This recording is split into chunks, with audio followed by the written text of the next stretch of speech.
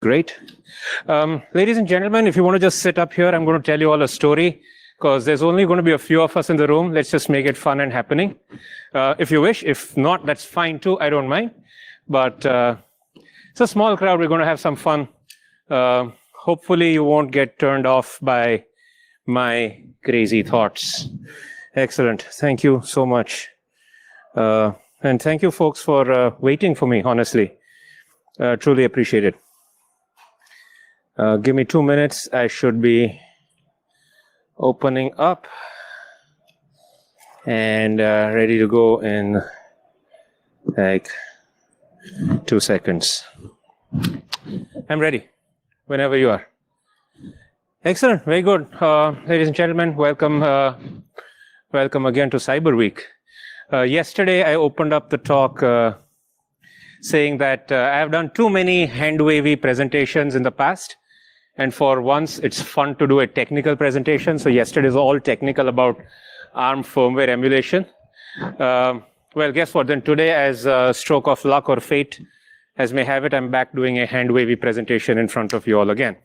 So this is a topic which is actually very close to my heart. We've been in the InfoSec circuit for a very long time. We're here year after year. This is my 20th year speaking. So yeah, who am I? My name is Saumil Shah. I've been doing this since 1999. This is actually my 20th year doing talks. And when it comes to security, we've time and again, we have taken the position as preachers. We've tried to send messages to the world which are not really practical to follow. We've been preaching security like it's a holy thing. But how does the common person adopt the principles of security, not disrupting their daily life? If I ask you to uninstall all the privacy invasion features on your phone, you probably have to uninstall 20 apps. I can say this, but would you really want to do this? Or would you actually end up doing this? And the answer is no. Which means that if I were to say that, okay, if you don't delete all the apps on your phone, you cannot have a reasonable expectation of privacy, then neither I win nor you. It never improves you. It never improves me. So now it's time to change this thing. It's time to change the way we think about it. And this talk is titled Building the Road to Defendable Systems. We've come for so many years trying to defend systems which are not defensible. And I realized this 2 years ago when I did a keynote along with my friend Halvar Flake in Black Hat Asia in Singapore. These were the two most depressing keynotes that I've ever done or seen. And the message that both Halvar and I walked away with was that, hey, we've talked about this, but there's no way really to solve the problem. And the moment you say there's no way to solve the problem, a part of your brain starts thinking, well, nobody takes no for an answer. There's got to be a solution. It's just that we haven't found the right one. So let's clear the slate. Let's abandon all ways of thinking and try to think of new ways. But two statements from these two keynotes found a place in my heart. Statement number one was Halvar's statement that attacks are a technical problem. Defense is a political problem. In simple terms, what this means is we are bringing the wrong army to the battle for security. We're trying to improve security by technical solutions, but the problem is a political one. If we do not address the political issue, we cannot expect any reasonable gains in info security. So this is statement number one, which was kind of like, okay, we definitely need to act upon this. And so it forced me to take a look at how we are doing defense in all these years. 2001 to 19, the way we're doing defense is basically simple. We're telling no to everything. We're taking a very reactive approach. And our idea is if we block the bad guys, we will be secure again. And with this philosophy, we invented so many technologies over the years, which says keep the bad guys out, keep the bad guys out, keep the bad guys out, keep the bad guys out, keep the bad guys out. And well, what happened? Attackers always find a way of bypassing whatever you've said no to and still get things done. And this is why we're here year after year.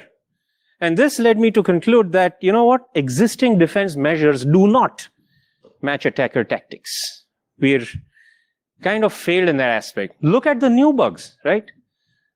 We heard of Rowhammer, Spectre, and Meltdown. They've been here since 2015. These are bugs that I have no bloody idea how they work. I only have a conceptual overview. I admit I'm a software man. I've got no insight into hardware.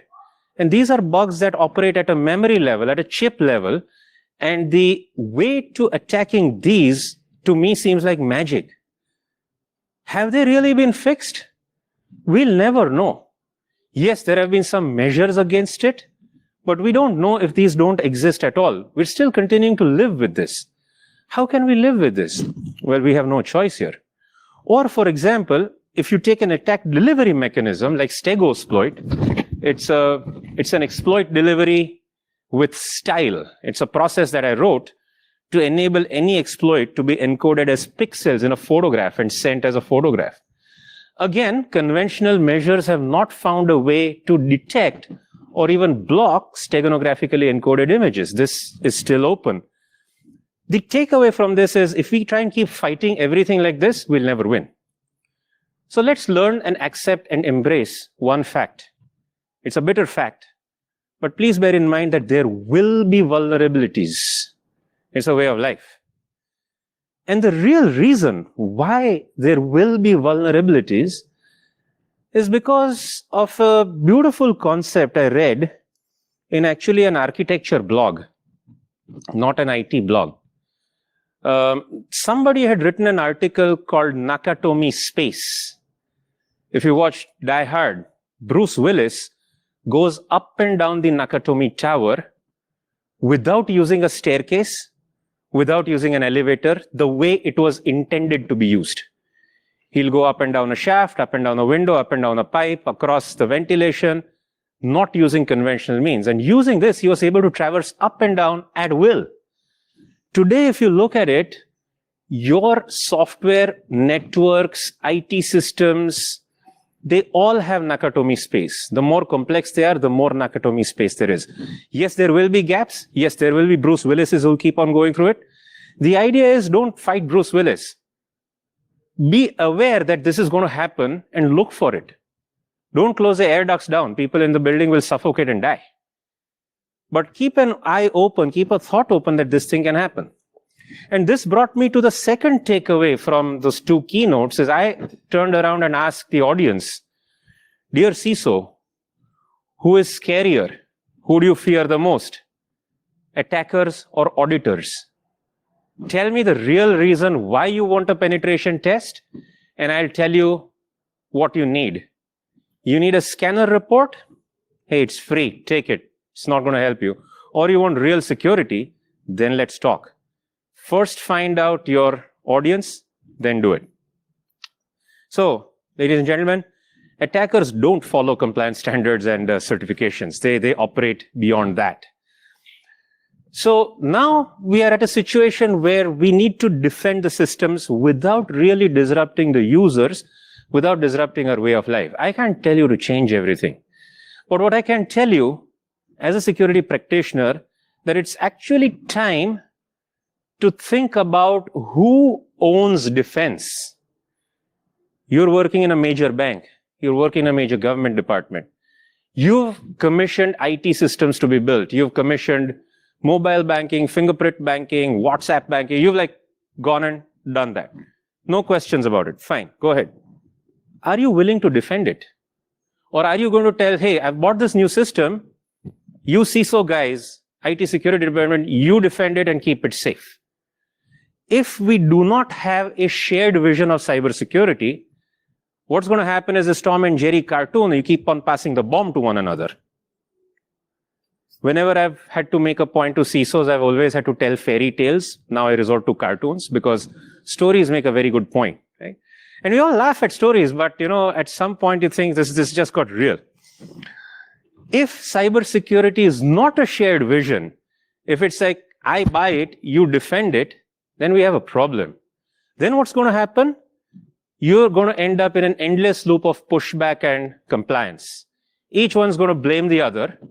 The bomb is going to keep getting passed until at a point when it explodes, both the organizations are going to go down. It doesn't affect just one. The blame happens to the entire business. So people have asked me, okay, so how do you think I'm going to secure this? How do you think, what's the most secure platform? And I've realized that there's only one answer. And the answer is called Schrodinger's hack. Your computer system is hacked and secure at the same time. My iPhone is over there, sorry. Is it hacked? Not right now. Maybe in 10 minutes after the phone to own thing, it may be hacked. It's exactly as it is. When you open the box is when you find out what the cat is, hacked or not. So forget thinking about it. Treat it as if it were hacked, as if it were secure. Let's keep moving on, right? If we are in a game to defend cybersecurity, again, more cartoons, this time from video games coming up, we need to understand the asymmetry of cybersecurity. The defense is now divided into two camps. And this is actually increasingly widening. There is a camp of haves and there is a camp of have-nots. This is not in terms of money or resources. This is cybersecurity poverty is measured in terms of capabilities. There are those who have capabilities and they will continue to have more capabilities. And those who do not have capabilities are struggling to achieve capabilities. What capabilities are we talking about? The capability of doing custom research to defend your own systems. The capability of custom analytics, threat detection, response, knowing your systems and being able to defend them from within. The other camp has nothing of the sort. The other camp basically is dependent only upon commercial solutions to defend their system and external entities. And this happens not because of salaries, not because of cool places to work or free coffee. This happens because of a mindset.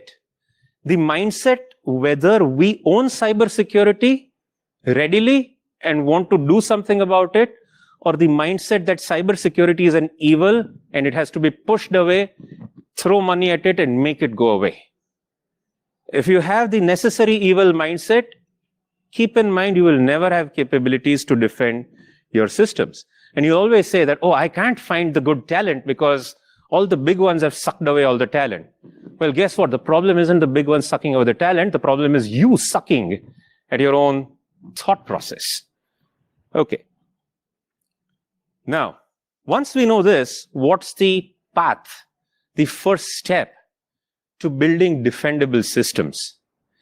And there are four pillars, four elements of the security molecule, as I call it. And in no order of priority or magnitude, these four elements are transparency, metrics, resilience, and last but not least, the most ignored component, your users.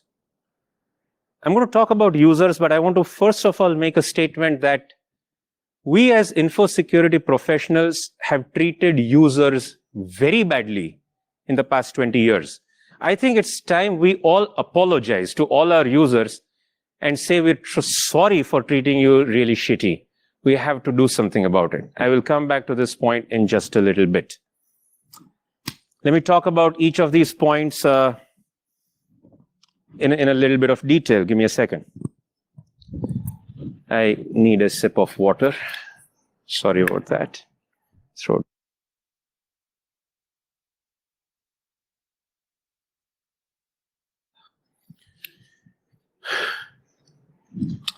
I will elaborate on the defense being a political matter. Thank you much. It means none of the two. Okay. We talk about transparency over here. How do we incorporate transparency into a process? You've seen it actually. You've seen transparency at work with others that you do business with. We've just not recognized it. Quick show of hands. How many of you have a data center or you're hosting something with the cloud agency, or you're dependent upon Twitter or other external services. All of you, yeah? Have you ever wondered, hey, is this down for me? Like something's failed. Is it down for me or down for everyone? What would you do? Like you do ping this, you go to isitdownforme.com.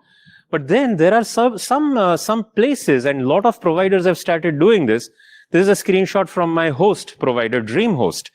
They have a status page.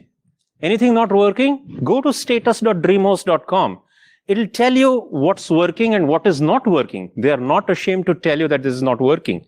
If you follow their Twitter account, they will in fact tell you that, the technical team is working with this particular VPS. The experience is lowered. We're very sorry that it's taking a longer time to fix. It'll be back up again. Guess what you've done? You've admitted failure, but you've made all your users very happy. In fact, you've made all your users trust you even more. Like, okay, these guys are honest. That's okay. We'll give them the time to fix it. We're not going to complain. Let them fix it. They'll be happy. They won't even come complaining for credit to you. If you open it up, you'll earn the user's trust. This is an example of transparency. Another example of transparency. How many of you are familiar with bank statements? You better be, right? If not, then there's something fundamentally wrong. Okay, but think about this. You receive a bank statement every month. What's the purpose of the bank statement? What does it do for you? What do you gain out of a bank statement? Transparency, sure. What does the bank statement help you? Like, if I am the bank, I stopped giving a bank statement, would you complain? Any business person here, what's a bank statement going to do for you? Maybe something to give you to file away. No, this actually does a lot of things. Number one, you get to see the account activity, because you may forget what you did, but a bank statement captures it. It gives you a list of the spending record, like where am I spending? What are my maximum expenses? What's like really, if I want to optimize, what should I be focusing upon? It also allows me to reconcile the statements for my audit purposes, for my tax purposes.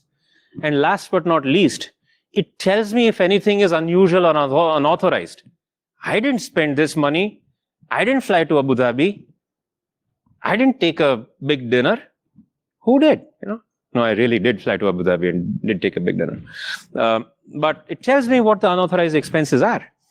So can we not, said my friend Thomas Dulin, can we not think of a bank statement for applications and software activity? And he conceptualized this during one of his blog posts, where your operating system, your mobile OS or your app governance system keeps a track of all activity made by your applications, and a user must be alerted to what has happened with their private data. Something like this. This is a app activity statement saying Google sucked my contact book 20 times. Facebook asked me for permissions to read my photographs 80 times. Geolocation was turned on. This happened, that happened at this point by this app. The moment the system starts telling the user starts trusting the system, and the user starts demanding better measures from the other owners that their data is with. This improves the overall posture of security by transparency. Third thing, if you look at response, turnaround time, classic example is driven to Pwn or Ponium. This started in Kuala Lumpur at Hack in the Box 2012. Google came with $2 million to pay out $60,000 for a Chrome bug that got submitted. Pinkie Pie submitted the Chrome bug on day one. They had monitors all over the conference with the running total in real time as the bug was submitted and the money was paid out. They verified the bug, paid the money, put it on the screen saying, one bug successful, so many dollars given away, so many dollars remaining. What they did after that is beautifully interesting. You read Chris Evans' blog post and his slides and his talk. titled The Elements of Pwn, element 1337. It's a beautiful story. And it's a story of two mindsets, actually. If you really want to improve the quality of your software and improve turnaround time, you need to think about the two thought processes that go into software. There are the makers who build, and there are the breakers who destroy. No judgment here, but these are two different mindsets. I am an attacker. I can never build anything. I've never built anything in my life. I've only broken stuff down. But I can break things beautifully. What is happening is because of the culture that is somehow come to pass, makers and breakers don't talk to each other. In fact, they end up upon hating each other. And when I say that I broke something, I always say that the developer sucks because they make stupid mistakes. The developer says that these guys are jerks. They are making our life miserable. There is the problem. We have to turn this culture around. We have to make each other believe that I do not exist without a developer building software, and a developer needs me to make sure that the software is secure. It has to be harmonious, not competitive. And this is what Google did inside. They enabled a transparency between maker processes and breaker processes. Their maker process was so mature that they were able to take the bug, figure it out what was wrong, fix it in the developer build, test it across their systems, create a build out of it, publish the build, and have all the Chromium engines updated in 12 hours from the bug report. The night that the bug was reported, next day, all Chrome engines, all Chrome browsers in the world got auto updates and the bug was fixed in 12 hours. This is my Rolls-Royce example of maturity. They were transparent about it. They took action. They had a process. They fixed it. This is the beauty to learn from, the engineering behind the maturity process. This is what makes for better security, not the fact that Google has smart people. The fact that they have smart processes is what makes them win this game. And lastly, I want to talk about users. You've heard of this famous acronym PEBCAC, anyone? Cooper. Problem exists between keyboard and chair. And this is some of the issues that we've dealt with. And the issue is very clearly summarized by one of Grug's tweets, is that today you have a race for the latest 0 day. You can see the driven to pwn thing going on. People are getting 0 days. They're very effective, but a simple phishing email with a link to download is as effective as a brand new 0 day. Why? The 0 day is attacking technology, the phishing attack is attacking the user. And Sebastian Porst responded saying that user hardening efforts have barely made any progress compared to software hardening processes. We as an industry have not focused on the users. In fact, we have made bold statements saying that, hey, if you give the user a choice about security, they're going to pick dancing pigs over security anytime.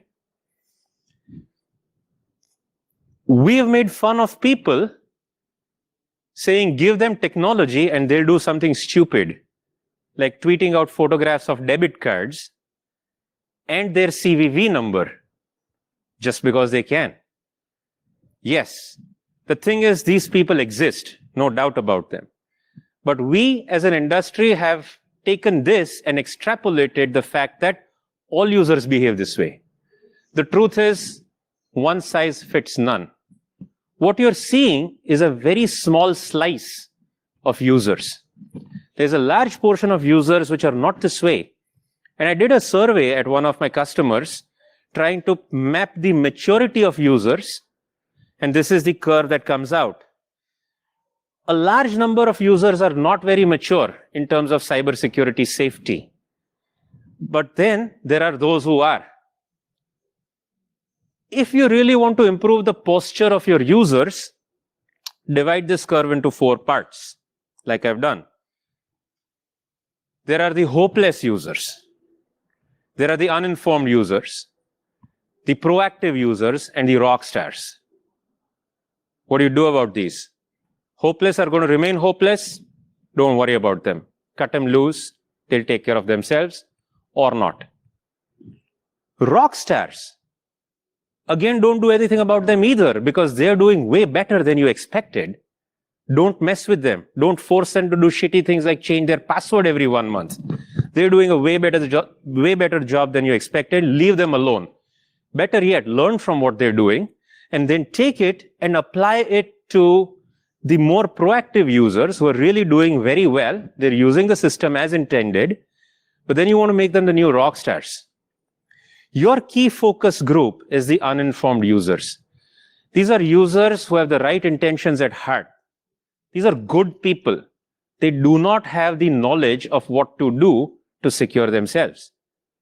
We have sent very many confusing messages which the user is getting bombarded with, which has become like InfoSec fatigue. And people are saying, you know what, forget it. I just want to get my job done.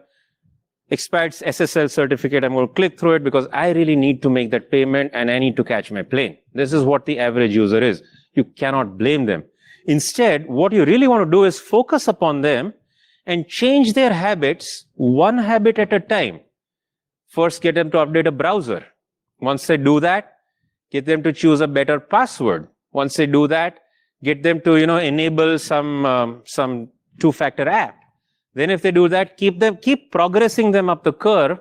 And pretty soon, if you just work on the uninformed users, which is 1/4 of the target audience, your curve is going to change like this. Once you have such an effect, users are the best defenders to your systems. A user may report a bug faster than your QA team can. Pay attention to them, reward them, give them a prize for it, enable this, encourage this. One of my customers, they are encouraging their users to report a phishing attack. If they see a phishing attack, and if they are the first to detect the phishing attack, they get paid $500 in a gift card for reporting a brand new phishing attack. This allows them to defend better against the entire population. A very simple exercise, but very effective exercise. And we're talking about passwords, right? Let me take an example of what we've done with passwords with users. It's actually time we make security great again. Consider this statement as a password, make security great again. How many of you say that this is a secure password? All uppercase. Cooper doesn't count. Okay. What happened to the rule? Where is lowercase? Where is mixed characters? Where is numbers? Where is symbols? This clearly does not follow common password composition guidelines. So if you take two passwords, right? There's password number 1 on the top, password number 2, like make security great again at the bottom. This is an XKCD comic. Guess which one is harder to crack? The lower one. The number of bits of entropy in that all lowercase password is greater than the number of bits of entropy in that weird composed character password. We have forced users to remember the top part. We've made life really difficult, whereas we've kind of done this. We've trained everyone to use passwords that are hard for humans to remember, but easy for computers to crack. This is what we've achieved, complete counterproductivity without applying thought, simply because some auditor tells us to keep changing passwords and keep having these complex passwords as a knee-jerk reaction to something that happened 15 years ago, once upon a bloody time, when there was nothing greater than 8-character passwords allowed. Oh, that rolled off my tongue straight up. Okay, it's time we start changing these things. You want to know what's a great authentication system today? Quick show of hands. How many of you use WhatsApp? I do. Does WhatsApp ever require a password? Think about it. Did you have to sign up for an email with it? Nope. You click your phone number, download WhatsApp, get a code, it's on. Have you used WhatsApp Web or WhatsApp Desktop? How do you log into WhatsApp Desktop? Like this. It gives you a QR code, you put your phone camera in front of it, click, login, done. This is challenge response authentication without using passwords with a device that you possess, it has not been breached yet. This thing works.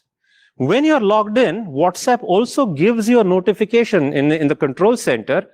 Where are you logged in from? If you think this is not a good thing, you can disconnect that remote session from your phone straight away. Put the user in control of the security. This is the big message. We want to make the change from not trusting the user at all to empowering the user to take charge of their own security, observe that user, and make security better for the entire organization. Classic examples, let me tell you. One of my banking customers in India, this is a suggestion that we made to our customer. Say, hey, you talk about these ATM skimmers and all that. You can go hunting for ATM skimmers all you want. But why don't you put the control in the hands of the user? If I have an ATM card, it is in a permanently disabled state. If I want to use it, I send an SMS, unblock my card, the card gets unblocked, I use it, the card gets either automatically blocked after some time, or you can send an SMS to block it back again. In the block state, the card is disabled. Put the user in charge of the security. Tell them that if you will enable this feature, we will unlock more bonuses for you. Like a Super Mario game, you unlock one door, a new world opens up, and then let them do more things. Take them down that path. Put them in control, give them higher credit limits for enabling security features, and they will want to play that way. Incentivize them towards security. Another example, like Telegram, tells you which other devices you're logged in from, takes a fingerprint of the OS, that, oh, I'm also logged in from an iPhone, I'm also logged in from a MacBook, and if I want to disconnect any of them, I can. Gmail, if you go down to the bottom and click on the link wherever you logged in from, it tells you all the last n number of login activities. What was the country, what was the time, what was the device you were using, are they still logged in, and it allows you to log them out. You can actually trace and take charge of your own activity this way. So basically what I want to kind of start concluding the thoughts with is we are two people, two entities in the same organization, drawing swords with one another. Those who own the business application and those who are tasked to defend it. The culture is one of resist. We can resist one another. You hit the shadow, the prince's life is also lost. You kill the shadow, you die. This is Prince of Persia. 30 years ago was its birth anniversary.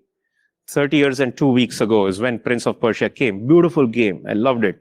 I wasted 2 semesters playing Prince. Best thing I ever done in my education life.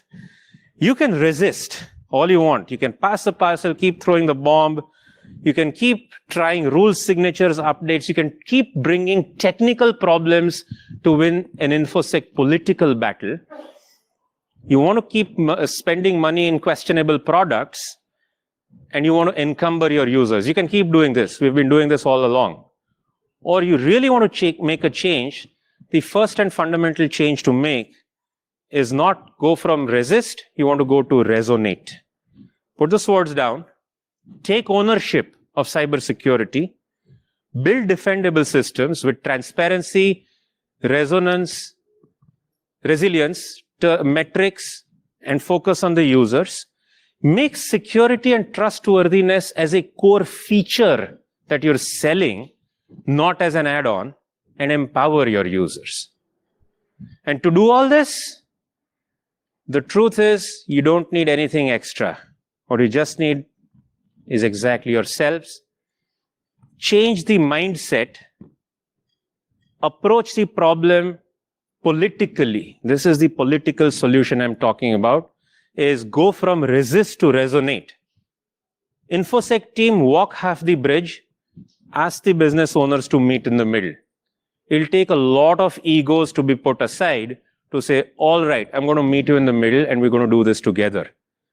And that is the political problem, and problem of organizational politics, defeating of egos, and taking joint ownership of cybersecurity to basically improve your lot in life. 1 minute, 18 seconds to go. Thank you very much for your time and attention. We have questions. I'd be happy to answer them on Slido or live, as you wish.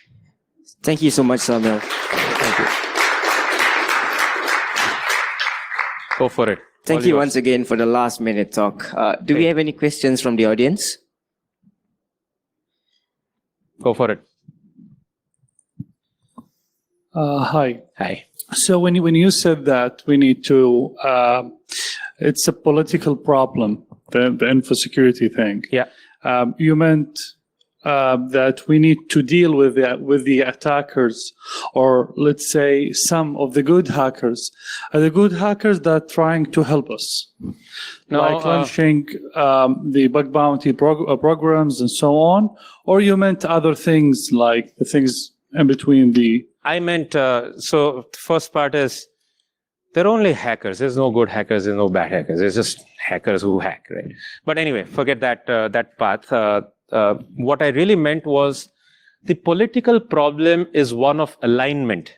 If I go back 2 slides, if I may have the view on, if you please. Sorry, just a sec.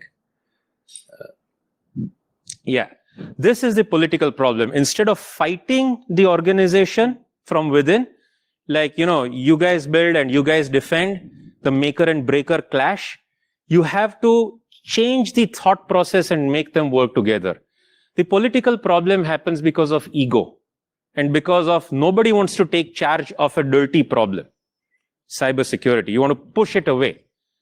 The political problem is one of taking ownership and committing to work together across different organizations in the company. That is the mindset. It can only be empowered by the board members, mind you. If the board is not going to buy into it, good luck. Does that happen in some mature organizations? Definitely happening in a few mature organizations. There are 4 of them who I've actually worked with in my career, and the outcomes that they've produced are beyond wonderful. All right, thank you. Right. Do we have any other questions from the audience?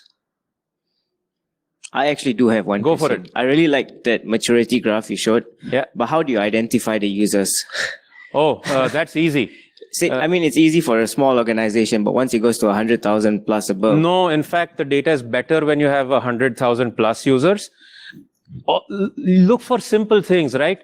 Look for just browser versions, number 1. How many of you have updated the latest browser? Number 2, fingerprint their system, find out what OS they're using. Number 3, run a password cracker. See how many passwords get cracked within 15 minutes using a GPU. Do 4 or 5 things, you'll come to know the maturity. Send them a fake phishing email. See how many clicked. You always can measure. And once you see a person over a time saying, hey, every month this person is changing their browser, it's getting updated, hey, place them in a more proactive zone. Place them in a rockstar zone. Yeah. You ran a password cracker for 10 days, none of the passwords got cracked. These are the rock stars who have kind of done it right. Yeah, I think you have to figure out innovative ways, but surely can. Thank you so much. If there are no more questions, let's give Saumil another round of applause. Thank you very much.